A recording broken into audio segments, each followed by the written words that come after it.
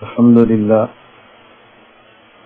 لله وحده لا شريك له والصلاة والسلام على من لا نبي بعده وعلى آله وأصحابه الذين أوفوا عهدا أما بعد فأعوذ بالله من الشيطان الرجيم بسم الله الرحمن الرحيم ومن الناس من يقول آمنا بالله وباليوم الآخر وما هم بمؤمنين يخادعون الله والذين آمنوا وما يخدعون إلا أنفسهم وما يشعرون في قلوبهم مرض فزادهم الله مرضا ولهم عذاب أليم بما كانوا يكسبون اللهم صل على محمد وعلى آل محمد كما صليت على إبراهيم وعلى آل إبراهيم إنك حميد مجيد اللهم بارك على محمد وعلى آل محمد كما باركت على إبراهيم وعلى آل إبراهيم إنك حميد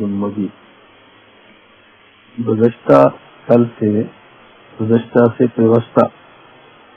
گزشتہ دن گزرے سے پہلے میں نے آپ سے عرض کیا تھا کہ اللہ تعالیٰ نے قرآن کریم نازل فرمایا اور قرآن کریم کی 114 صورتیں. ان میں پہلی سورۃ الفاتحہ یہ تمہید ہے، مقدمہ ہے، پورے قرآن کا خلاصہ ہے.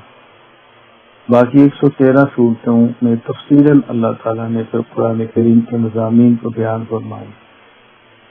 سورۃ البقرہ کی پہلی 5 آیات میں مؤمنین کا ذکر ہے.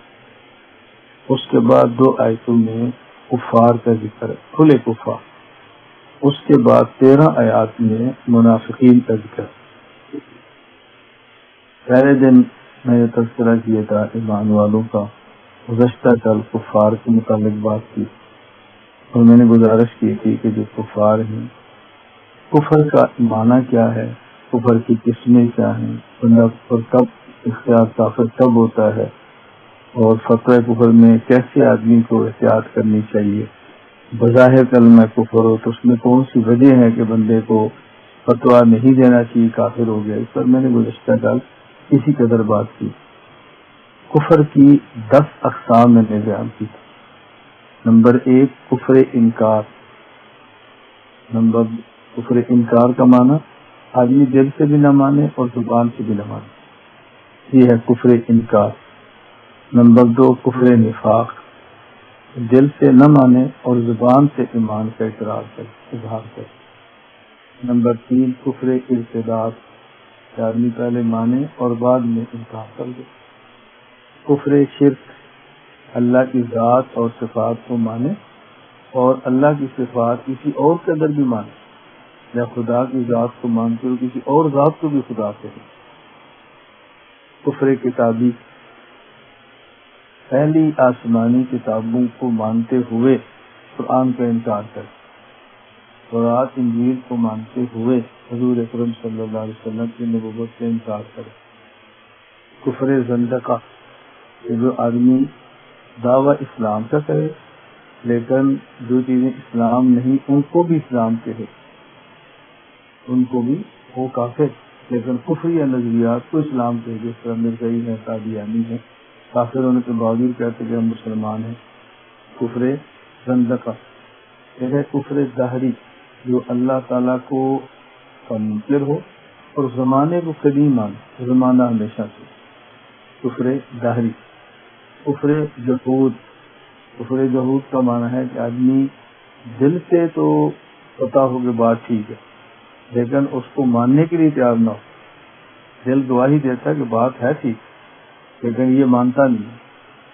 ایک ہے کفر اناد، کہ دل بھی مانتا ہو بات ٹھیک ہے اور زبان سے اقرار بھی کرتا ہو ٹھیک ہے لیکن بات قبول نہ کرے، جیسے ابو طالب سے. اور ایک ہے کفر مفادی، کہ آدمی دل سے بھی مانتا ہو، زبان سے بھی مانتا ہو لیکن کسی وجہ سے انکار کرے دنیاوی فائدے کے لیے. جیسے آج کل بہت سارے لوگ کسی باہر ملک کا ویزا لینے کے لیے فارم کو فل کرتے ہیں کہ جی میں مرزائی ہوں، تو مرزائی نہیں ہے، بس میں نے تو صرف ویزا حاصل کرنے کے لیے، ویسے بھی میں مسلمان ہوں. یہ کفر مفادی ہے. تو یہ 10 اقسام ہے کفر. ان میں سے ایک ہے کفر نفاق، ان 13 آیات میں اللہ تعالیٰ نے اس نفاق کو بیان فرمایا. میں نے پہلے بھی عرض کیا تھا کہ چونکہ وقت کم ہوتا ہے تو وقت کے حساب سے میں بات کرتا ہوں، اور آج چونکہ ملازمت کا دن بھی ہے اور کسی کی 7:30 بجے ڈیوٹی ہے، کسی کی 2-4 منٹ پاس پہلے ہے، تو آج گزشتہ کل سے میں تھوڑی سی اور مختصر بات کروں. باقی اللہ تعالیٰ تشریف عطا فرمائے. تو پاکستان والے پاکستان کے، ہندوستان والے ہندوستان کے، دروس القرآن کے نام پر میری تفسیر ہے، اس کو منگوائی یہ 5 جلدوں میں، اور اس میں عام تفاسیر کی طرح تفسیر نہیں ہے. یعنی عام تفاسیر میں ہر آیت کا ترجمہ اور تفسیر ہوتی ہے، اس میں ہر آیت کا ترجمہ اور تفسیر نہیں ہے. ان 5 آیات میں نے صرف ان آیات پر بات کی ہے جو عقائد اور احکام کی آیت ہے. آیات عقائد اور آیات احکام کو کھولا، اور یہ میں نے 7 سال درس دیے ہیں، اور اس کے بعد یہ کتاب چھپی. عام طور پہ کتاب لکھی جاتی ہے تو یہ لکھی نہیں گئی، یہ میں نے بیان کیا تو میرے بیان کیے کو لکھا گیا. اس کو پڑھنے والا ایسے سمجھتا ہے کہ جیسے میں تقریر سن رہا ہوں. لکھنے کا انداز کچھ اور ہوتا ہے اور منہ سے بولنے کا انداز کچھ اور ہوتا ہے. آدمی بولنے میں تفصیل سے بات کرنا چاہتا ہے. اس طرح سے یہ دروس القرآن لکھی ہوئی ہے. الحمدللہ بہت لوگ اس سے فائدہ اٹھا رہے ہیں. اللہ کا شکر ہے. دروس القرآن کو لاہور سے ایک آدمی نے PhD بھی کر لی، اور کہاں پہ اس پر کام ہو رہا ہے. پھر کبھی ملاقات ہوئی تو اس میں آپ کو بتاؤں گا اس پر کتنا کام ہو رہا ہے. اللہ تعالیٰ قبول فرما لے. یہ جو 13 آیات ہے اس میں منافقین کا تذکرہ ہے. کفر نفاق کا معنی کیا ہے؟ کہ آدمی کے دل میں ایمان نہ ہو اور زبان سے کہے کہ میں مومن. حضور اکرم صلی اللہ علیہ وسلم کا مکہ مکرمہ میں جو واسطہ پڑا تھا وہ مشرکین سے تھا، وہ بت پرست. مدینہ منورہ میں جب آپ تشریف لائے تو یہاں یہود بھی تھے، ان کی اکثریت، اور کچھ بت پرست بھی تھے. یہ بت پرستوں کے قبیلے تھے، جسے آپ کہتے ہیں قبیلہ اوس اور قبیلہ خزرج، اور یہ بنو قریظہ اور بنو نذیر وغیرہ یہ یہود کے قبائل. ان میں ایک شخص تھا بت پرستوں میں، عبداللہ بن ابی ابن سلول. یہ قبیلہ اوس کا بڑا تھا، لیکن اوس اور خزرج نے اپنے شدید ترین اختلاف کے باوجود اس کو اپنا بڑا مانا ہوا. آپس میں اختلاف تھے لیکن یہ دونوں کا متفقہ سردار. تو جب اوس اور خزرج کے لوگوں نے کلمہ پڑھا، رسول اللہ صلی اللہ علیہ وسلم کے حلقہ میں داخل ہونا شروع ہو گئے. اب اس کو اپنی سرداری کی فکر لگی کہ میرا کیا بنے گا. تو پھر اس نے بھی اپنی زبان سے اسلام قبول کر لیا اور اندرون خانے سے اسلام کی خلاف سے شروع کر. یہ عبداللہ بن ابی تمام منافقین کا سردار. یہ اصل رئیس اعظم یہ. اس کے بہت سارے مقامات واقعات بھی ہیں، قرآن کریم میں بھی تذکرہ نام بھی بغیر اور بھی ہیں.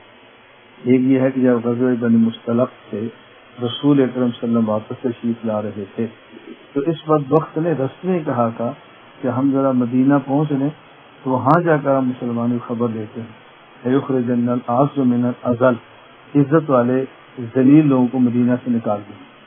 اب یہ بات ایک قاضی نے سنی، حضور اکرم صلی اللہ علیہ وسلم طرف پہنچی، آپ نے اس کو بلایا، اعتراف ہو گیا. بس عمر نے کہا اللہ کے نبی مجھے اجازت دیں میں اس کی گردن اڑا. تو رسول اکرم صلی اللہ علیہ وسلم فرمایا کہ اس کو مارنا نہیں.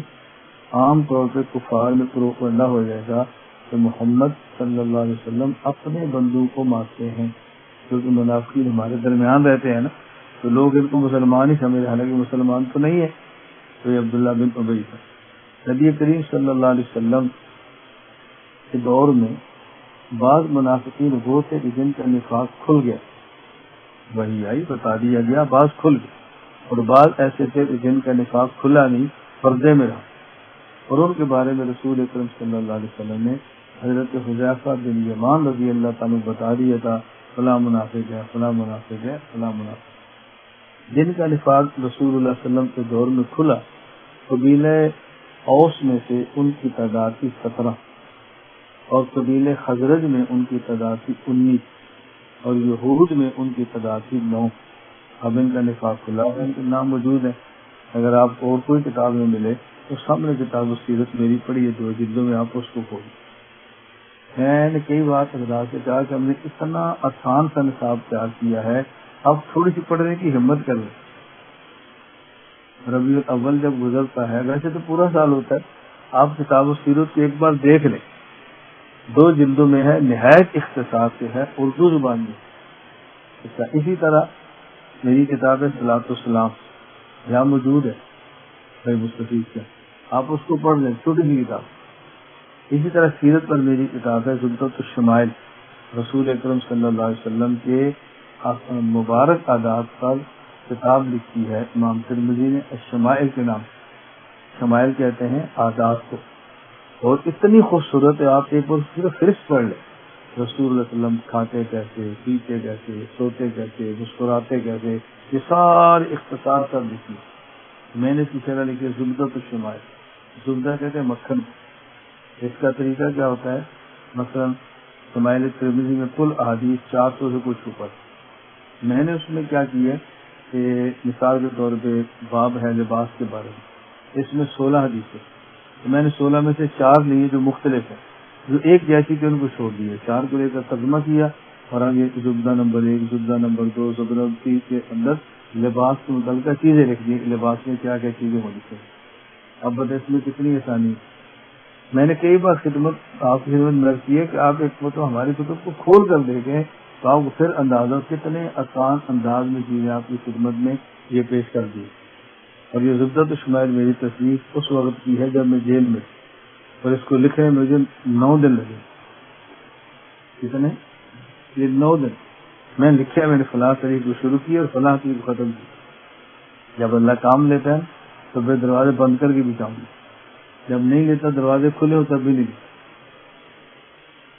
یہ اس دور کی تصنیف ہے. یعنی جیل کا ایک مین گیٹ ہوتا ہے، ایک اندر آتا ہے اس کا گیٹ ہوتا ہے 2 تالے، اس کے بعد پھر آگے ایک برآمدہ اس کا تالا، اس کے آگے پھر اندر کے کمرے کا تالا. کتنے تالے؟ 4. اور پھر پاؤں میں بیڑیاں 5 تالے. اور کتاب 9 دن میں زبدۃ الشمائل آپ کے سامنے پڑی. اس کے اندر 400 احادیث ہے. پہلے میں نے 400 احادیث کو حفظ کیا، اس کے بعد پھر میں نے اس کو لکھنا شروع کیا تو 9 دن میں الحمدللہ تعالیٰ کتاب مکمل ہوئی. یعنی ایسا وقت نہیں کہ جب ملاقات کرنے پر پابندی ہے تو بتائیے کیسے کتاب باہر گئی ہوگی. ملاقات ہو رہی ہے، جب ملاقات کھلی ہے تو جالیاں ہیں، چیز باہر جا نہیں سکتی، اوپر پولیس کا پہرا ہوتا ہے، تو کیسے گئی؟ جب اللہ تعالیٰ کام لیتا ہے نا ایسے اسباب عطا فرماتا ہے کہ بندے کو یقین ہی نہیں. مولانا رومی رحمۃ اللہ فرماتے ہیں گر او خواہت این غم شادی شور، گر او خواہت این غم شادی شور، بند پائے آزادی شور. جب اللہ چاہتا ہے تو غم میں خوشیاں دیتا ہے اور بیڑیوں میں آزادی دیتا ہے. لوگ سمجھتے ہیں بندہ بہت پریشان ہے، وہ خوش کر رہا ہوتا ہے. اور اس کی مثال کیا ہوتی ہے؟ ہمارے شیخ شاہ کی مخترم مولانا مثال دیا کرتے تھے. اس کی مثال ایسے ہے کہ جیسے آدمی یعنی مسالے والی بریانی کھائے اور سی کرے، ناک سے پانی نکلے اور پچھانے کے اوپر پسینہ ہو تو لوگ کہتے ہیں کہاں بیچارہ پھنسا ہوا ہے، لیکن اس کا مزہ اسی سے پوچھو. اس سے پوچھو بریانی کا کیا مزہ ہے. آئندہ اگر پھر کہے گا یار مجھے بریانی بناؤ، بڑی مزیدار تھی، بڑی مزیدار. میرے ہاں استنبول میں مسافات عرب مہمان آتے اور منہ سے بول کے کہتے ہیں فون پہ جب آئیں گے تو شیخ بریانی کھائیں گے. آپ بتائیں عرب اور بریانی ہماری پاکستان ہندوستان والی، یہ یہاں والی بندی نہیں. یہاں بندی میں تو مرچیں ڈھونڈنی پڑتی ہے نا، وہاں سے دور سے پتہ چلتا ہے کہ اس کے اندر ڈالا ہوا ہے. تو ابھی ربیع الاول میں ہم نے پوسٹ بھی شائع کی تھی، ربیع الاول کا تحفہ، کتاب السیرت، صلاۃ السلام، زبدۃ الشمائل. میں کئی بار ساتھی سے کہتا ہوں کہ ہم نے حجت پوری کر دی ہے. میرے دور کے بندے جو زندہ ہیں یہ قیامت کو خدا کے دربار میں یہ نہیں کہیں گے کہ ہمیں دین بتانے والا کوئی نہیں، یہ نہیں کہیں گے ہمیں سمجھانے والا کوئی نہیں، یہ نہیں کہیں گے ہم رابطہ کرتے تو علماء سے رابطہ ہوتا نہیں تھا، میں کھڑا ہوا یا اللہ جھوٹ بولتے. میں ان کے پیچھے ہوتا تھا یا گیا تو یہ باتیں سنتے نہیں تھے، یہ تو آنے والوں کو بھی روکتے تھے. یہ کیسے کہتے بتانے والا کوئی نہیں. تو بتاؤ کتنی آسان ترتیب ہے ہجرت. میں اس لیے کہہ رہا تھا کہ آپ اس کو دیکھ لیں تو ایک بار مطالعہ فرما، آپ ایک بار زبدۃ الشمائل کو تعلیم کرائیں. ہمارے تو بہت سے جگہوں پر الحمدللہ تعالیٰ گھروں میں ایسے والد بیٹھ کے اپنی اولاد کو پڑھ کے سناتے. رسول اکرم صلی اللہ علیہ وسلم کی جو مبارک زندگی ہے، مجھے آپ بتائیں کہ آپ کتب تلاش کریں. یعنی ایک شخص ہے، مثال کو یہ شخص ہے، یہ عالم ہو یا عالم نہ ہو، اپنی اولاد کو، اپنے خاندان کو، اپنے گھر کے افراد کو آپ بتانا چاہیں کہ رسول اللہ صلی اللہ علیہ وسلم کیسے سوتے تھے، آپ کیسے بازار جاتے تھے، آپ کا تکیہ کیسا تھا، آپ کا بستر کیسا تھا، آپ کے بال مبارک کیسے تھے، آپ کی کنگھی کیسی تھی، آپ کی انگوٹھی کیسی تھی، آپ کی خوشبو کیسی تھی، آپ کا پسینہ کیسا تھا، آپ کی فلاں چیز کیسی تھی، آپ کے جوتے مبارک کیسے تھے. ایک کتاب میں لکھا ہوا ہے، آپ ایک دن ایک پڑھو، دوسری پڑھو، یہ ساری سیرت آپ سامنے آ جائے، اور اردو زبان میں. کس قدر بتائیں یہ آسان چیز ہے، کس قدر آسان چیز ہے. اللہ تعالیٰ ہم سب کو توفیق عطا فرمائے. تو خیر بات جلدی ہوگی. میں کہتے ہیں عبداللہ بن ابی کی طرف. تو یہ منافقین نے نبی پاک صلی اللہ علیہ وسلم کو سایہ بہت تکلیفیں بہت دی، لیکن آپ نے منافقین کو کہا کچھ نہیں کہ مارا کہ یہ اس بات میں مستق سے گردن اڑائے، لیکن آپ نے گنجائش بھی گالی کسی نہیں دی. نہ کہنے کی وجہ، ایک وجہ یہ تھی کہ عام کفار ان کو مسلمان سمجھتے، کیونکہ زبان سے کلمے پڑھتے تھے. تو آپ فرمایا اگر میں مار دوں گا تو لوگ کہیں گے اپنے بندوں کو مارتا ہے. اور دوسری میں اس میں حکمت کیا تھی کہ منافق اس کو کہتے ہیں کہ جس کا کفر کھلا ہوا نہ ہو. رسول اکرم صلی اللہ علیہ وسلم پر تو کھلا وہی کی وجہ سے کھلا ہوا نہ ہو. اب اگر اللہ کے نبی صلی اللہ علیہ وسلم ان کو مارتے تو کفر یہ علامت بظاہر تو ہوتی نہیں تھی. تو اللہ کے نبی صلی اللہ علیہ وسلم کے بعد پھر قیامت تک جس حاکمت کا دل کرتا مارتا اور کہتے ہیں منافق میں نے مار دیا. تو اس کے منافق ہونے پر ثبوت کیا ہے؟ اس لیے آپ نے منافق کی گردنیں نہیں اڑائی نفاق کی وجہ سے کہ یہ خام خواہ گردنیں اڑانے کا مزاج نہ بن جائے، پھر منافق کا میں نے مار دی. تو خیر میں عرض کر رہا ہوں یہ منافقین تھے نبی پاک صلی اللہ علیہ وسلم کے دور میں. یہ عبداللہ بن ابی جو تھا، آپ نے سنا واقعہ، جب یہ مرا تھا تو اللہ کے نبی صلی اللہ علیہ وسلم نے چونکہ اس کے بیٹے نے کلمہ پڑھ لیا، وہ صحابی ہو گئے تھے، آپ نے ان کا قبیلے کا دل رکھنے کے لیے جنازہ پڑھانے کا ارادہ کیا. حضرت عمر نے کہا نہ پڑھے منافق ہے. اللہ کے نبی صلی اللہ علیہ وسلم فرمایا کہ نہیں میں پڑھاؤں گا. حضرت عمر نے فرمایا کہ تو منافق ہے، اس کی تو مغفرت کیسے ہوگی؟ آپ نے مجھے 70 بار ظاہر میں کسی اختیار کرنا پڑا تو میں شاید یہ بخشش ہے اور حکمتیں بھی تھی. تو نبی کریم صلی اللہ علیہ وسلم نے اس منافق کا جنازہ پڑھا. اب بعض لوگ اس سے غلط فہمی کا شکار ہیں کہ نہیں یہ منافق کا جنازہ پڑھا دینا چاہیے، کافر کا جنازہ پڑھ لینا چاہیے. کیوں؟ نبی پاک صلی اللہ علیہ وسلم نے پڑھا ہے. یہ ایسی بات نہ کرو. جب آپ نے پڑھا ہے تو اللہ نے وحی نازل فرمائی، وَلَا تُصَلِّ عَلَىٰ أَحَدٍ مِّنْهُمْ مَاتَ أَبَدًا وَلَا تَقُمْ عَلَىٰ قَبْرِهِ. جو ہو گیا سو ہو گیا، آئندہ میرے پیغمبر کافر کا جنازہ بھی نہیں پڑھنا اور کسی کافر کی قبر پہ کھڑے ہو کے استغفار کی دعا بھی نہیں کرنا. اب آپ کو وہ تو یاد ہے جو حضور نے پڑھا، اور وہ کیوں یاد نہیں کہ اللہ نے منع کر دیا. وہی ہماری شریعت میں بعض احکام وہ ہیں کہ جو پہلے، اور بعض احکام وہ ہے جو بعد والے. جو پہلے تھے ان کو منسوخ کہتے ہیں، اور جو بعد والے تھے ان کو ناسخ کہتے ہیں.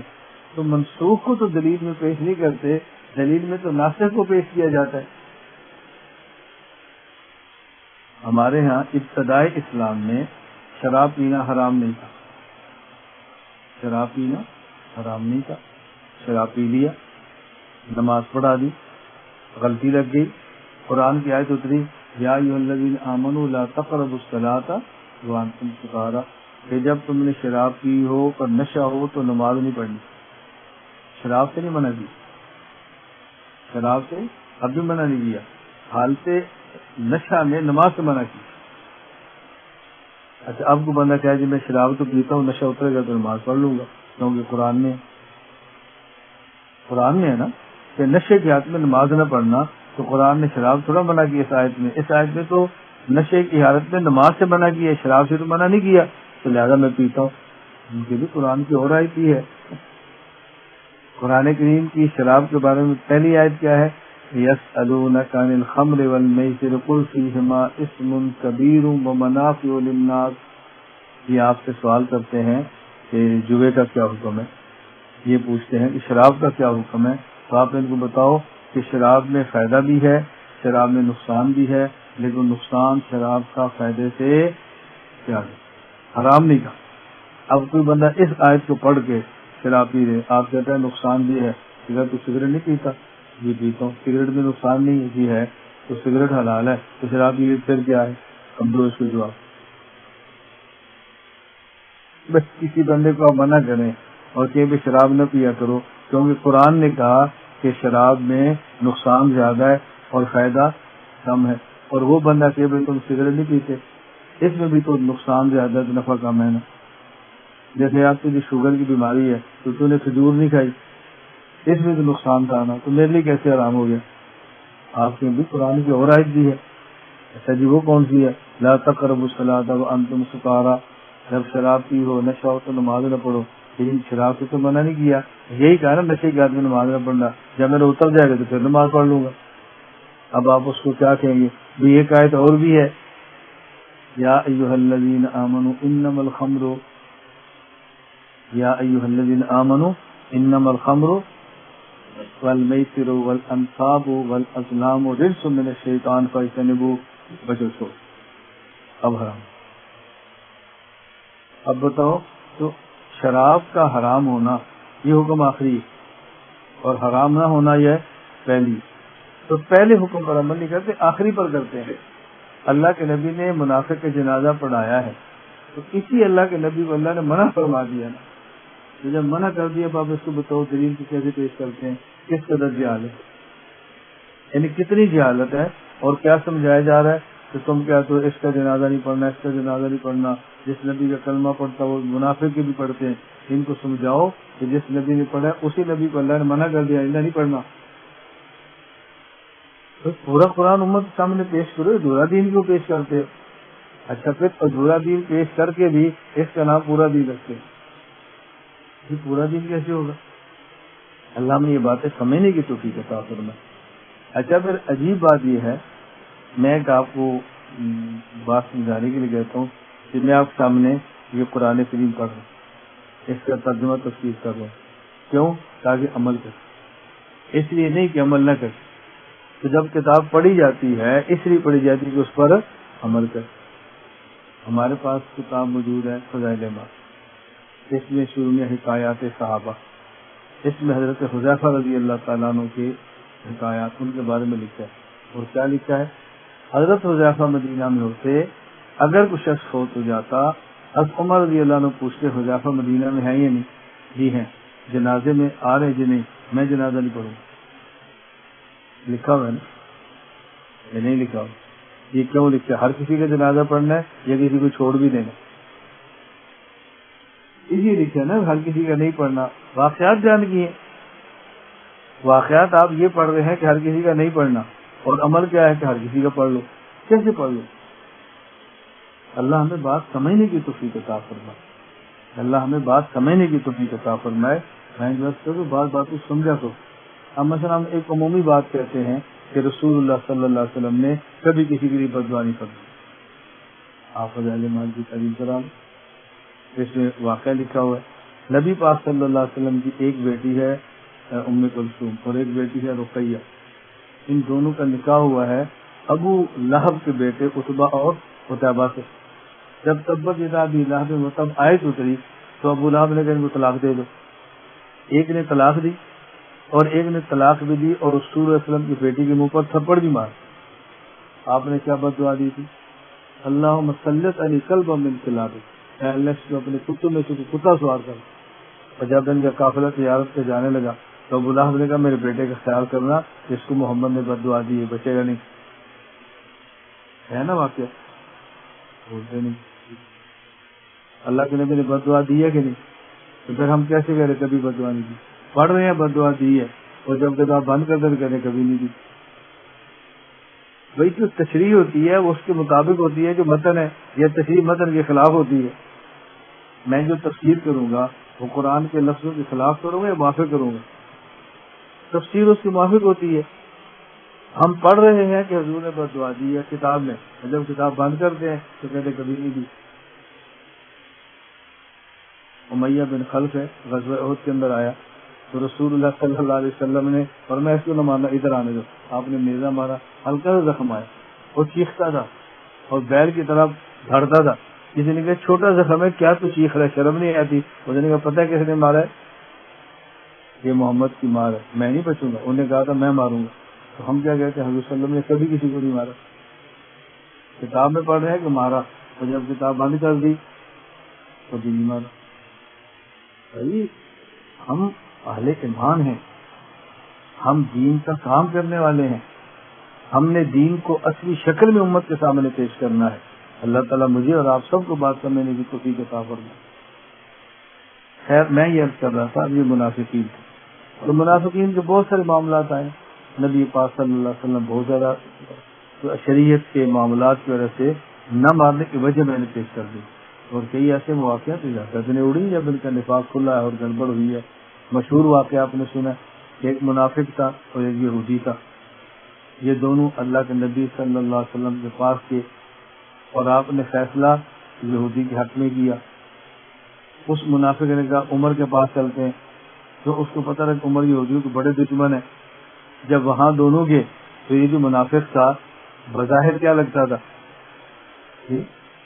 مسلمان، تو وہ یہودی کہنے لگا عمر ہم پہلے تمہارے نبی کے پاس گئے، انہوں نے فیصلہ میرے حق میں کیا، یہ لے کر میں کہہ رہا ہوں میں بھی آتی ہوں۔ اندر گئے، تلوار لی اور گردن کاٹ دی۔ کس کی؟ منافق کی۔ بظاہر تو کلمہ پڑھ رہا تھا نا۔ اب یہ منافق کے بارے سے حضور پاک صلی اللہ علیہ وسلم کے پاس گئے کہ عمر نے ہمارے مسلمان کو مار دیا، ہمیں بدلہ چاہیے۔ قرآن کی آیت اتری فلا وربک لا یؤمنون حتی یحکموک، اے پیغمبر بندہ مومن تب ہوتا ہے جب آپ کو فیصل مانے، اس نے آپ کو فیصل نہیں مانا تھا، یہ مومن نہیں ہے۔ تو عمر نے مومن کو نہیں مارا، کافر کو مار دیے، بری ہو۔ اللہ میں بات سمجھنے کی توفیق عطا فرمائے۔ خیر ان 13 آیات میں منافقین کا تذکرہ کیا ہے، میں نے مختصر سی بات کی۔ یہ ذمہ رکھ لیں کہ جس طرح منافق رسول اللہ صلی اللہ علیہ وسلم کے دور میں تھے اسی طرح منافق قیامت تک رہیں گے، لیکن اب ہم کسی بندے کو منافق نہیں کہہ سکتے۔ اب ہم کسی کو منافق کیوں؟ منافق اس کو کہتے ہیں کہ جس کے دل میں کفر ہو اور زبان پر ایمان ہو، زبان پر اسلام ہو۔ اب دل میں کفر ہے، اس کی ہمارے پاس کوئی دلیل ہی نہیں ہے۔ اللہ کے نبی صلی اللہ علیہ وسلم کے دور میں دلیل وہی تھی، وہ وہی آ جاتی اور بتا دیا جاتا کہ منافق ہے، وہی کا دروازہ بند ہو گیا۔ اب نہیں ہم کسی کہہ سکتے کہ منافق ہے، اس لیے کفر کی قسمیں 10 ہیں، لیکن اب جو اقسام دنیا میں نظر آئیں گی وہ 9 ہیں۔ کفر نفاق ہوگا لیکن ہم نہیں کہہ سکتے فلاں بندہ منافق ہے، اب کسی پر منافق ہونے کا فتویٰ نہیں لگا۔ ایک بات اور سمجھ لیں، ایک ہوتا ہے نفاق اعتقادی، ایک ہوتا ہے نفاق عملی۔ نفاق کی دو قسمیں، نفاق اعتقادی کا معنی ہوتا ہے کہ بندے کے دل میں کفر ہو اور زبان سے اسلام سے اظہار کرے۔ ایک ہوتا ہے نفاق عملی۔ نفاق عملی کا معنی یہ ہوتا ہے کہ بندے کے دل میں بھی ایمان ہے، بندے کی زبان پر بھی ایمان ہے، لیکن اعمال وہ کرتا ہے جو منافقین کے ہیں، جو مومن کی شان نہیں ہے۔ رسول اکرم صلی اللہ علیہ وسلم فرمایا آیت المنافق ثلاث، منافق کی 3 نشانیاں ہیں۔ نمبر 1 اذا حدث کذب، جب بات کرے تو جھوٹ بولے، اذا وعد اخلف، جب وعدہ کرے تو خلاف ورزی کرے، واذا اؤتمن خان، امانت رکھی جائے تو خیانت کرے۔ تو جس بات میں یہ علامتیں، یہ نفاق عملی ہے، نفاق اعتقادی نہیں۔ اب اگر کسی شخص میں ہم یہ علامت دیکھیں تو اس کو منافق نہیں کہنا، منافق ہونے کا فتویٰ نہیں لگانا۔ آپ نے جب علامت موجود ہے تو پھر اس کو منافق ہونے کا فتویٰ کیوں نہیں لگانا کہ تو منافق ہے؟ اس کی وجہ سمجھ، یہ جو احادیث میں علامات نفاق بیان کی گئی ہیں یہ اس لیے نہیں بیان کی گئی کہ جس میں علامت دیکھیں اس کو منافق کہیں، یہ علامات اس لیے بیان کی گئی ہیں کہ جس میں یہ علامات اس لیے نہیں بیان کی گئی کہ جس میں دیکھے اس کو منافق ہیں، یہ علامات اس لیے بیان کی گئی ہیں کہ ہم نے غور کرنا ہے کہ میرے اندر علامت موجود تو نہیں ہے۔ یہ اپنے سے بچنے کے لیے ہے، دوسرے پر فتویٰ لگانے کے لیے نہیں ہے۔ آپ نے واقعہ پڑھا ہے، حضرت ابو بکر صدیق رضی اللہ تعالیٰ عنہ مدینہ منورہ کے بازار میں ہے، سامنے ملے حضرت حنظلہ۔ حضرت حنظلہ نے کہا ابو بکر منافق حنظلہ میں تو منافق ہوں۔ ابو بکر نے کہا کیا ہوا؟ کہا جب میں رسول اللہ صلی اللہ علیہ وسلم کی مجلس میں ہوتا ہوں تو میری کیفیت اور ہوتی ہے، اور جب بیوی بچوں کے پاس آتا ہوں تو کیفیت اور ہوتی ہے۔ ابو بکر صدیق نے نہیں فرمایا بالکل تو پکا منافق، انہوں نے فرمایا میں بھی منافق ہوں، یہ تو میری بھی حالت ہے، پھر تو میں بھی ایسا ہوں، چلو دونوں حضور کے پاس چلتے۔ اب جا کر اللہ کے نبی صلی اللہ علیہ وسلم نے پوچھا حضور ہم آپ کے پاس ہے تو حالت اور ہے اور گھر اور حالت ہے، ہمیں لگتا ہے کہ آپ منافق ہیں۔ اب دیکھو ایمان کے کتنے اعلیٰ درجے پر پائے جائیں، ہلکا سے کھٹکا لگا اور پریشان ہو، تو اللہ کے نبی نے فرمایا کہ تم منافق نہیں ہو، دیکھو جب تم میرے پاس ہو تو تمہاری حالت اور ہے، اور جب گھر جاؤ گے تو حالت اور ہوگی۔ اگر وہی حالت ہو جو ذکر کرتے ہوئے ہے اور وہی حالت ہو جو میری مجلس میں ہے، وہی بازار پر ہو، وہی تمہاری گھر میں حالت ہو، لصافحتکم الملائکہ، پھر تو تم سے فرشتے مصافحہ کریں، پھر تو تم سے فرشتے۔ اس کا کیا مطلب کیسے بھی اس کا مطلب ہی سمجھ کہ جو حالت تمہاری میرے پاس ہے، اور بعض حدیثوں میں ذکر اللہ کے لفظ ہے، جو حالت آپ ذکر کرتے وقت ہے یہی حالت اگر تمہاری باہر ہو تو تم سے فرشتے مصافحہ کریں۔ اس کا مطلب کیا ہے؟ مطلب سمجھنے کے لیے ایک بنیادی بات سمجھ لیں، ایک ایمان ہے نبی کا، ایک ایمان ہے فرشتے کا، اور ایک ایمان ہے امتی کا۔ تینوں کے ایمان کی کیفیت میں فرق۔ فرشتے کا ایمان ایک جگہ پر ہے، نہ اوپر جاتا ہے نہ نیچے آتا ہے، اس کی کیفیت اوپر نیچے ایک جگہ۔ اور پیغمبر کا جو ایمان ہے اس کی کیفیت میں ہمیشہ ترقیاں ہوتی ہیں، اور جو امتی کا ایمان ہے اس کی کیفیت رہتی ہے کبھی اوپر کبھی نیچے، کبھی اوپر کبھی نیچے، کبھی گناہ کبھی نیکی، کبھی گناہ کبھی توبہ، ٹھیک ہے، کبھی بازار میں کبھی مسجد میں، تو جگہ بدلتی جائے گی، حالت بدلتی ایمانی کیفیت۔ تو اب اللہ کے نبی کے ایمانی کیفیت ہمیشہ اوپر جاتی ہے، امتی کے ایمان کی کیفیت کبھی اوپر کبھی نیچے، اور فرشتے کی ایک جگہ۔ اب آپ کو حدیث سمجھ آئے گی کہ اللہ کے نبی نے کیا سمجھایا کہ جو کیفیت تمہاری میرے پاس ہے یہی کیفیت گھر میں ہو، حالت ایک جیسی ہوگی، اور ایک جیسی حالت ہوتی ہے فرشتے کی۔ تم فرشتے نہیں ہو، تم میرے امتی بشر ہو، تمہاری کیفیت اوپر نیچے ہونا ہے، یہ مانا کہ تم سے فرشتے مصافحہ کریں۔ آپ نے حدیث تو کئی بار پڑھی ہے نا، تعلیم بھی کرائی ہوگی، سر آپ نے آئی تھی نہ یقین ہے تو پھر پڑھ کے دیکھ لینا، میں سرا سمجھا رہا ہوں، یہی تو بندہ آپ سے پوچھ لے کہ فرشتوں کی مصافحہ کا مطلب کیا ہے، تو آپ کیا سمجھاؤ گے؟ پھر آپ گزارش میں میں آپ سے کیوں کہتا ہوں کہ اللہ کا واسطہ دے کر کہتا ہوں اہل علم علماء کی مجلس میں بیٹھا کرو، علم کھلے، شریعت کھلے، الجھنیں دور ہو جائیں۔ اب بتائیں، آپ نے واقعہ فضائل مال میں پڑھا، تو میں آپ سے کہہ رہا ہوں فضائل مال کی تعلیم کرایا کرو، یا میں آپ سے میں تمہیں کروں نہ کرایا کرو بھائی کرایا کرو، لیکن سمجھ کے کرایا کرو۔ تو سمجھ، اب تو بندہ کہ بھائی قرآن کی تلاوت کرتے ہو تو سمجھ کے پڑھا کرو۔ آپ کہتے ہیں میں نے مولانا صاحب کو درس مل جانا، آج انہوں نے تلاوت سے منع کر دی، ایسا مولانا صاحب نے کیا کہا تھا؟ مولانا صاحب نے کہا تھا قرآن سمجھ کے پڑھا کرو، تو منع تجھے کیسے کیا بھائی؟ یہ منع کیا، میں نے کہا سمجھ کے پڑھو، یعنی یہ تو کہ جب تک سمجھ نہیں تب تک نہ پڑھو بھائی، جب تک قرآن کا ترجمہ نہیں آتا تلاوت پھر بھی کرو، تفسیر نہیں آتی پھر بھی کرو، لیکن کوشش کرو کہ اس کا ترجمہ، کوشش کرو کہ اس کی تفسیر پڑھیں۔ تو میں ترغیب دے رہا ہوں یا منع کر رہا ہوں؟ میں کہتا ہوں جو احادیث پڑھتے ہیں اس کو سمجھیں، سمجھنے سے مسائل بہت زیادہ حل ہو جاتے ہیں۔ تو ان 13 آیات میں اللہ تعالیٰ نے منافقین کا تذکرہ کیا۔ میں نے پھر آپ سے کہا کہ میں بہت زیادہ اختصار سے بات کرتا ہوں، بعض روایات میں صراحتاً موجود ہے، آپ تفسیر بھی کسی رکا لیں تو سرکو دیکھ لیں، نبی پاک صلی اللہ علیہ وسلم نے ایک موقع پر خطبہ جمعہ کے دوران نام لے کر فرمایا یا فلان اخرج، مسجد سے نکل جا، یا فلان اخرج نکل جا۔ ہم کہتے ہیں حضور نے کبھی نہیں نکالا۔ کتنے مواقع ایسے آئے، نبی پاک صلی اللہ علیہ وسلم کی پوری زندگی کو سمجھنا ضروری ہے، پوری زندگی کو سمجھنا ضروری ہے۔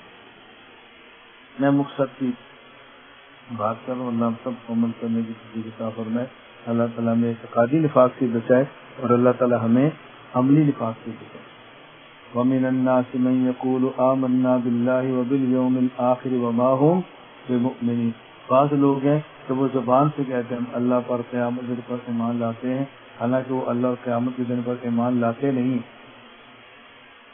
میں بھی کچھ دن پہلے نحو پڑھا رہا تھا تو اس میں یہ تھا کہ جو مان نفی والا ہے اس کی خبر پر کبھی با بھی آتا ہے قرآن میں۔ اب نحو میں تو زیادہ تفصیل نہیں تھی تو پھر میں نے اس سلسلے کو بتایا کہ جب ما نفی والا ہو خبر پر با آ جائے تو اس کا فائدہ کیا ہوتا ہے؟ اس کا فائدہ ہوتا ہے کلام تاکید آتی ہے۔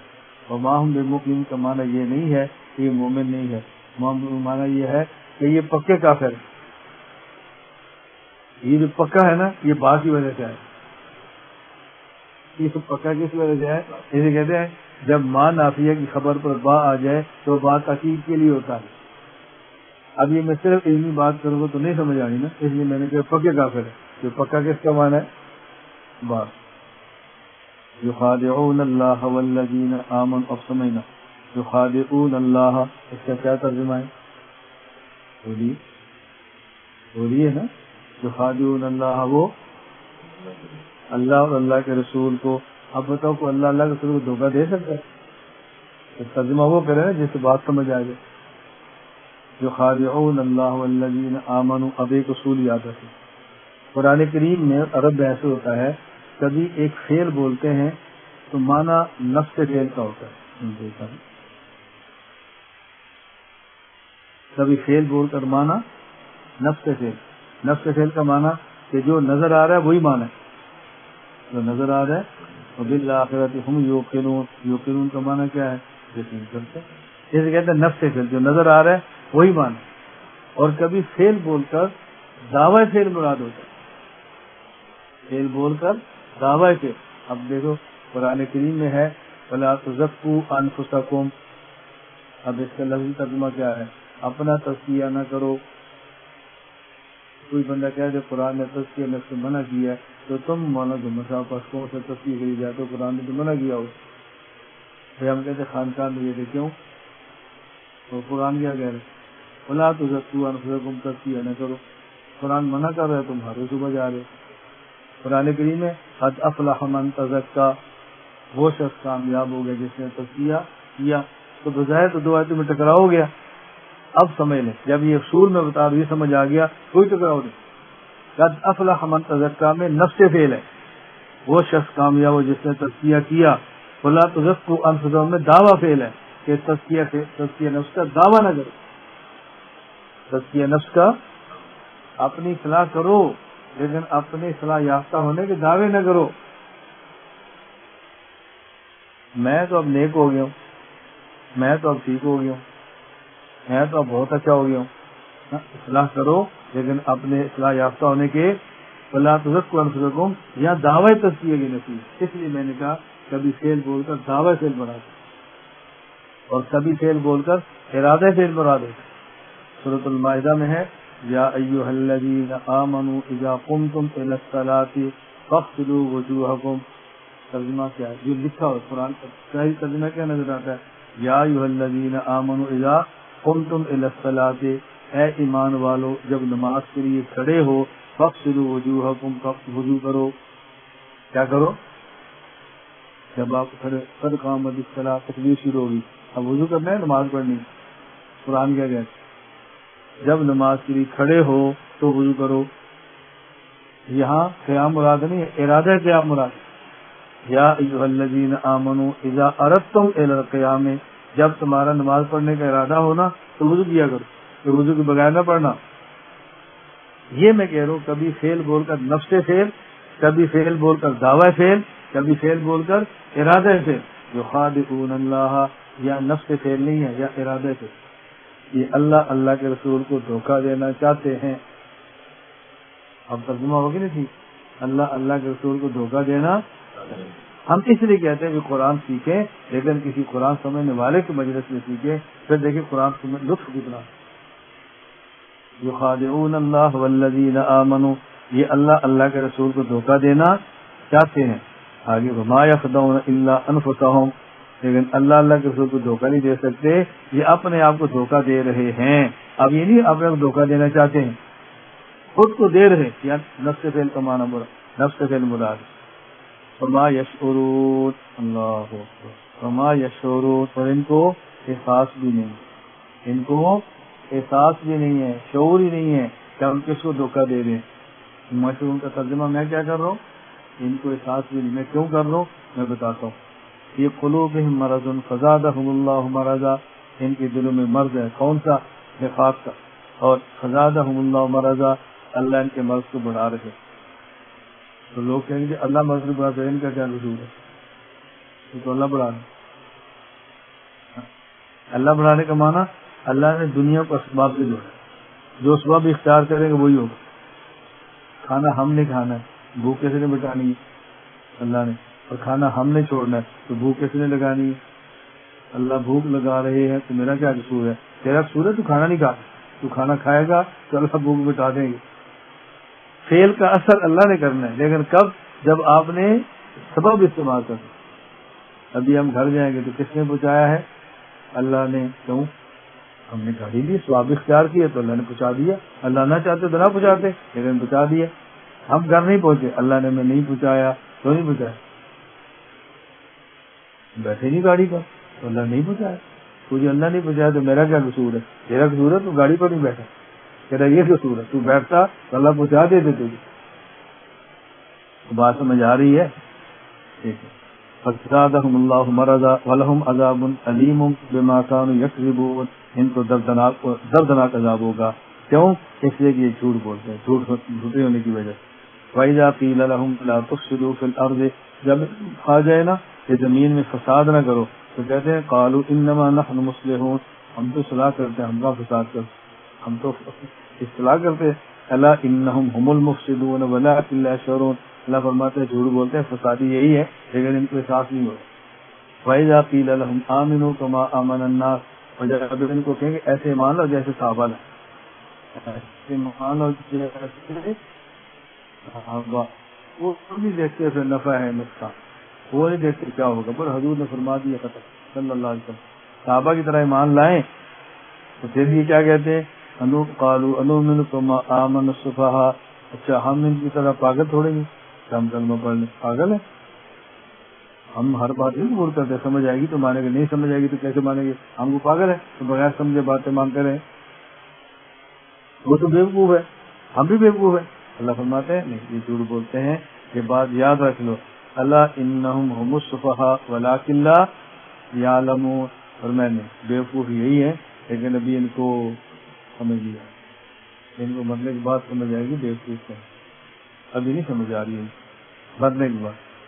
اب یہاں بات سمجھ، جب یہ کہا گیا، ان کو کہا جاتا ہے کہ تم فساد نہ کرو، تو یہ کہتے ہیں کہ ہم تو اصلاح کرنے والے ہیں. اب اللہ نے فرمایا ولکن لا یشعرون، یہ نقطہ سمجھ.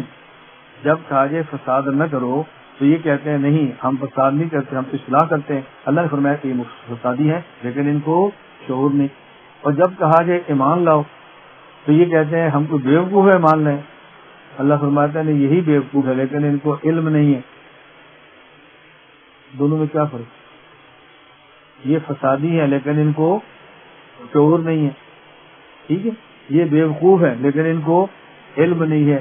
یہ علم اور شعور کی نفی کیوں کی ہے؟ دونوں میں فرق کیا ہے؟ یہ آپ کو بات سمجھ آ گئی نا؟ پھر دیکھنا ایک اور آیت عقیدے کی آپ کو کیسے سمجھ آتی ہے، کیسے سمجھ آتی. شعور کہتے ہیں ادراک بالحواس کو، اور علم کہتے ہیں ادراک بالوحی. شعور کہتے ہیں ادراک بالحواس کو، جو چیز آنکھ سے محسوس ہو کہ اس کا آنکھ نے ادراک کر لی، شعور ہوگی. جس چیز کا کان سے پتہ چلے وہ شعور، جس کا ناک سے پتہ چلے وہ شعور، جس کا چکھنے سے پتہ چلے وہ شعور. تو شعور کسے کہتے ہیں؟ بولیے. ادراک بالحواس. حواس میں حاسۃ کی، حاسہ کہتا ہے محسوس کرنے والی چیز. ناک محسوس کرتا ہے نا بو ہے یا خوشبو ہے. کان محسوس کرتا ہے نا آواز انسان کی ہے یا گدھے کی ہے، عورت کی ہے یا مرد کی ہے. کان بتا رہا ہے نا، آنکھ بتا رہی ہے کون ہے. اسے کہتے ہیں ادراک بالحواس. اور علم کہتے ہیں ادراک بالوحی. فرق سمجھنا، ادراک بالحواس کا نام ہے شعور، اور ادراک بالوحی کا نام ہے بولیے علم. توجہ رکھنا. قرآن کریم میں ہے لا تقولوا لمن يقتل في سبيل الله اموات، جو اللہ کے راستے میں قتل ہوتے ہیں ان کو مردہ نہ کہنا. لا تقولوا لمن يقتل في سبيل الله اموات ولكن آگے بل احیاء ولكن لا تشعرون. اللہ فرماتے ہیں نا یہ زندہ ہے لیکن تمہیں شعور نہیں ہے، یہ نہیں کہا تمہیں علم نہیں. کیا کہا؟ یہ زندہ ہے لیکن تمہیں یہ نہیں کہا زندہ ہے تمہیں. کیوں؟ اس لیے کہ جو قبر میں زندہ ہوتا ہے اس کی زندگی کا پتہ آنکھ سے نہیں چلتا، اس کی زندگی کا پتہ وہی سے چلتا. پتہ کیسے چلتا ہے؟ تو لوگ کہتے ہیں اچھا زندہ ہے تو سانس کیوں نہیں لیتا، یہ زندہ ہے تو اس سے چلتا کیوں نہیں، یہ زندہ ہے تو پھر بات کیوں نہیں کرتا. یہ تو آنکھ کا مسئلہ ہے، اعضاء کا مسئلہ ہے. تو قبر والے کی حیات شعور سے سمجھ، حواس سے سمجھ نہیں آتی، حواس سے سمجھ نہیں آتی. قبر والے کی حیات کیسے سمجھ آتی ہے؟ کیوں؟ اللہ کے نبی نے فرمایا، کیونکہ قرآن نے فرمایا نا لا تقولوا لمن يقتل في سبيل الله اموات بل احياء، ان کو مردہ نہ کہنا. یہ کون ہے؟ بولو. زندہ. یہ کون کہہ رہے؟ یہ وہی ہے نا. اب ان کی جو زندگی ہے وہ اس کا تعلق آنکھ سے نہیں ہے، اس کا تعلق وحی سے ہے نا. اس کا تعلق کیسے؟ وحی سے. اگر یہ آنکھ سے نظر آتی، اگر توجہ رکھنا ذرا، میں مثال دینے لگا ہوں. بھائی ذرا فلاں کو بلاؤ. اچھا اٹھے ہیں سامنے گلاس کے میرے پانی پڑا گیا تو تو اندھا ہے، تجھے پانی نظر نہیں آ رہا. کیا کہتے ہیں؟ تو اندھا ہے تجھے پانی نظر نہیں آتا. یہ کیا کہتے ہیں؟ تو بے ایمان ہے، تجھے پانی نظر نہیں آ رہا. بھائی جو پانی محسوس ہوتا ہے آنکھ سے یا وحی سے؟ بولو. آنکھ سے نا. تو جو آنکھ سے نظر آنا تھا اور بندہ نہ دیکھے تو کیا کہتے ہیں؟ تو اندھا ہے. سننا کیسے نہیں؟ وہ جو بندہ کان سے نہ سنے کیا کہتے ہیں؟ تو بہرا ہے یا بے ایمان ہے؟ بہرا ہے نا. پاس میں جا رہی ہے، جو چیز ناک سے سونگ نہ سونگ سکے تو پھر کیا کہیں گے؟ بھائی تو تیری ہٹ ماری گئی ہے، کیا ہوگا؟ تیرا ناک چھل ہو گیا، تو سونگ نہیں رہا کیا ہے. تو جو چیز محسوس ہو حواس سے اسے کہتے ہیں شعور، اور جو محسوس ہو وہی سے اسے کہتے ہیں علم. اللہ نے شہداء کی حیات کا تذکرہ کیا اور ساتھ یہ نہیں بتایا کہ تمہیں اس کا علم نہیں ہے، فرمایا کہ تمہیں اس کا شعور نہیں ہے. لہذا قبر میں کسی شہید کو، قبر میں کسی نبی کو، قبر والے کو جو زندہ نہ کہے اسے یہ نہیں کہیں گے تو اندھا ہے، اسے کہیں گے تو بے ایمان. اسے کیا کہیں گے؟ کیوں؟ وہ اس کا انکار کر رہا ہے جس پر وحی آ رہی ہے. ہم وہ اس کا انکار کرتا ہے جس کا تعلق آنکھ سے پتہ چلتا ہے تو ہم کہتے تو اندھا ہے. یہ دیکھو نظر آ رہا ہے. دیکھو نا بندہ سونے والا ہے نا. بندہ کون ہے؟ سونے والا. حدیث میں آتا ہے کہ مردہ ہے، حالانکہ سویا ہوا. آپ کہتے کون سی بھی سوتے وقت آپ دعا پڑھتے ہیں کون سی؟ اللہم بسمی کا. مرنے لگے منہ تو کیوں کہہ رہے؟ صبح اٹھتے ہیں الحمدللہ الذی احیانا، تو اگر آپ مرے ہوئے تھے تو احیانا کیوں کہہ رہے؟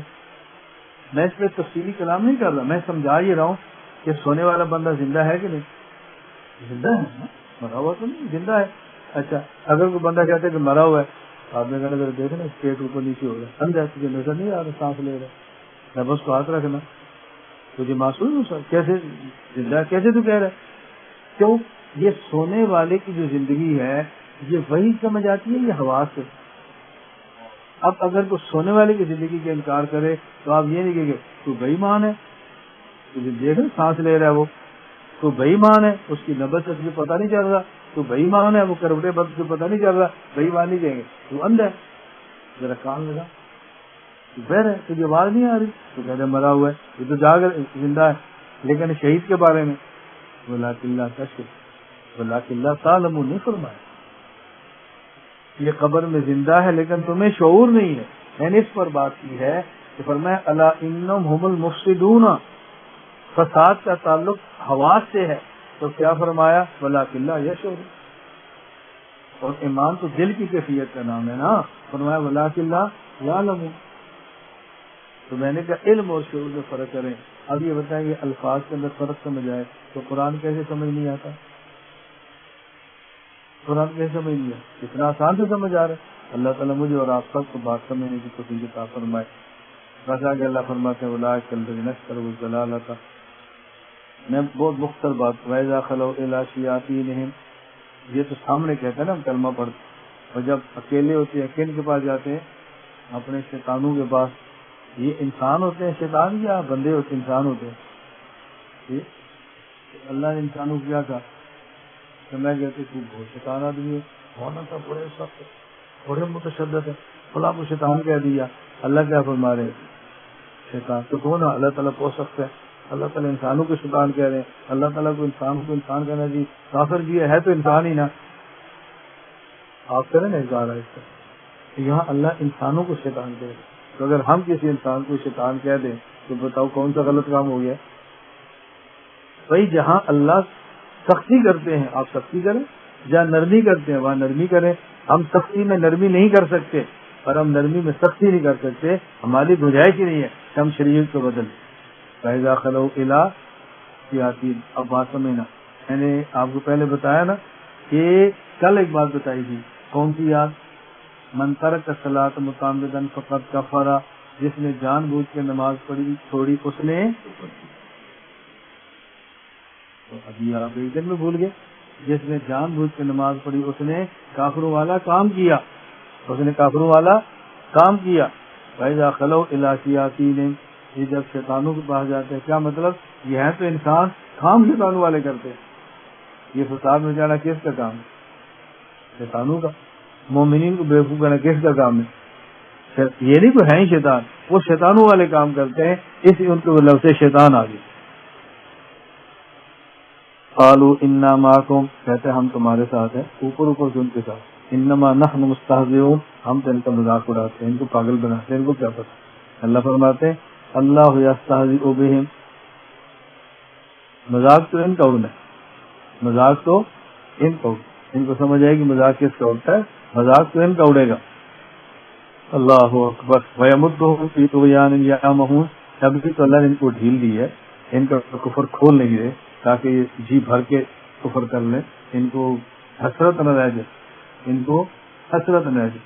کبھی استاد شاگرد کو کہتا ہے، کبھی باپ بیٹے کو کہتا ہے بیٹا میں تو نے کل بھی غلط کیا، آج بھی کیا، پھر میں نے کل بھی چھوڑا، آج بھی چھوڑا، تو نہ جی بھر کے شرارتیں کہہ لے، تو حسرت نہ رہ دے کہ میں نے شرارتیں نہیں کی، تو ساری کر لے، میں ایک بار تجھے سمجھا لوں۔ باپ کہتا ہے نا، اللہ فرما رہے فَيَمُدُّهُمْ فِي طُغْيَانِهِمْ، میں اتنے اشکال حل کر رہا ہوں نا، اگر آپ کو احساس ہو تو اللہ ڈیل دے رہے، اللہ ڈیل کیوں دے رہے؟ اللہ فرماتے تمہیں جتنا کچھ کرنا ہے کر لو، آنا ہمارے پاس ہی، جی بھر کے کرو، تمہیں حسرت نہ رہ جائے کہ کوئی شرارت ہم نہیں کر سکتے، کر لو۔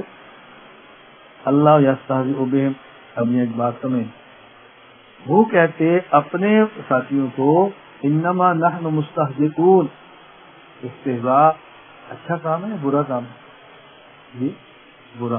اللہ فرماتے اللہ یستہزئ بہم، اللہ بھی استہزاء کرتا ہے، تو برا کام اللہ کیوں کریں گے؟ چلو بندہ تو کر لے تو اللہ تو نہ کرے نا۔ یہ اگر کوئی ملحد، یہی ملحدین کی اشکالات ہیں، یہی بے ایمانوں کے اعتراضات ہیں کہ جو کہتے ہیں قرآن اللہ کا کلام نہیں ہے، استہزاء تو گندا کام ہے، بندہ کرے سمجھ آتی ہے، تو برائی کے بدلے برائی تو نہیں ہوتی، برائی کے بدلے میں تو اچھائی ہوتی ہے، یہ کون سا قرآن ہے؟ وہ بھی استہزاء کرتے ہیں تو اللہ بھی کر رہا ہے۔ یہ اشکالات بلاغت ہونا سمجھنے کی وجہ سے فن ہے نا، فن بلاغت، یہ فن ہے نا۔ فن بلاغت میں کیا ہوتا ہے؟ ایک ہی لفظ دو طرف سے بولا جاتا ہے، دو طرف سے، لیکن دونوں کا معنی الگ ہوتا ہے، دونوں کا، اسے کہتے ہیں صنعت مشاکلت، لفظ ایک جیسے ہیں، معنی دونوں کا الگ الگ۔ جب انہوں نے کہا نا انما نحن مستہزئون، اس کا معنی ہے ہم استہزاء کرتے ہیں۔ جب اللہ فرماتا ہے اللہ یستہزئ بہم، اس کا معنی ہوتا ہے کہ تم استہزاء کرو، اللہ تمہارے استہزاء کا تمہیں سزا دیں گے، ابھی ڈیل لیتے ہیں پھر تمہیں سزا۔ اللہ استہزاء کرنے کا معنی ہے کہ اللہ اس استہزاء کا بدلہ دیں گے، ان کو سزا دیں گے. تم بھی مذاق کرو، ہم بھی تمہارے ساتھ کریں گے. کیا مطلب؟ پھر سب کے سامنے تمہاری سگائی ہوگی، پھر تم نے چیخنا شروع کر دیا. اللہ میں بات سمجھنے کی توفیق عطا فرمائے. ایک ہوتا ہے لفظ مذاق، ایک ہوتا ہے لفظ مذاق، ایک ہوتا ہے استہزاء. تینوں کا معنی الگ ہے. مذاق کہتے ہیں کہ جہاں دل لگی مقصود ہو اور دل لگی نظر آئے، یہ کیا ہے؟ مذاق. ایک ہوتا ہے مذاق، دل لگی مقصود ہو اور دل لگی نظر آئے، نہ تاخیر مقصود ہو نہ تاخیر نظر آئے. اور ایک ہوتا ہے مذاق. مذاق کون سا ہوتا ہے؟ کہ تاخیر مقصود نہ ہو لیکن دیکھنے سے محسوس ہو، دیکھنے سے محسوس ہو. اور ایک ہوتا ہے استہزاء، جہاں مقصود ہی تاخیر. ہم آپ تو میں تو مذاق کر رہا تھا، مذاق نہیں کر رہا تھا، تو میں تو مذاق کر رہا تھا. رسول اللہ صلی اللہ علیہ وسلم مذاق فرماتے تھے، مذاق نہیں فرماتے. یہ جو میری کتاب ضرورت اس میں ایک باب ہے، باب فی مزاح النبی صلی اللہ علیہ وسلم. حضور کا مزاج مبارک مذاق کرنے کا تھا، اور ہم مذاق کی بجائے مذاق کر رہے ہوتے ہیں. مذاق کرنا سنت نہیں ہے، مذاق کرنا سنت. مذاق کا معنی کیا ہے؟ دل لگی مقصود ہو، دل لگی نظر آئے، نہ تاخیر مقصود ہو نہ ہی تاخیر محسوس ہو. اور مذاق میں تاخیر مقصود نہیں ہوتی بلکہ تاخیر محسوس ہوتی ہے. مذاق میں محسوس ہوتی ہے. اب مثال کے طور پہ ایک بچہ ہے، وہ آتا ہے اور اپنے ابو کے سر کی ٹوپی اٹھا کے پھینک دیتا ہے. تو کسی کے سر سے ٹوپی پھینکنا تاخیر ہے کہ نہیں؟ بچہ تاخیر کرنا چاہ رہا ہوتا ہے، وہ محسوس ہو رہا ہوتا ہے، حالانکہ ایسا ہوتا نہیں. اللہ تعالیٰ ہمیں مصنون زندگی گزارنے کی توفیق عطا فرمائے. تو میں نے مقصد کی بات کی ہے، اللہ نے ایمان کامل عطا فرمائے اور ہر قسم کے کفر سے محفوظ رکھے، حتیٰ کہ نفاق اور علامات نفاق کی محفوظ رکھے. وآخر دعوانا الحمدللہ رب العالمین.